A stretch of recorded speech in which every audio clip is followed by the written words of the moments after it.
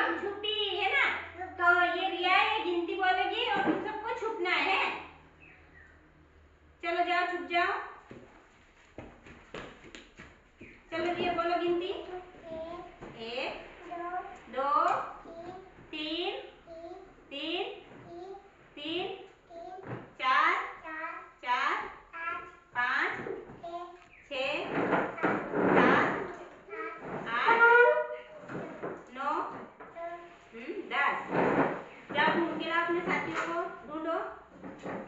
चलो लाओ, ऋषि को लाओ पहले। ये ऋषि कहाँ पे? ऋषि लाओ, ऋषि को लाओ ढूंढ के पहले। उठा के ले आओ ऋषि को यहाँ पे। हाँ बहुत अच्छा, आ जाओ ऋषि। चलो रिद्धिमा को लाओ। रिद्धिमा को लाओ। रिद्धिमा कहाँ है? रिद्धिमा को लाओ, रिद्धिमा को। रिद्धिमा को। महेश को ले आओ। चलो महेश को हाथ में रख लेना। बहुत अच्छा।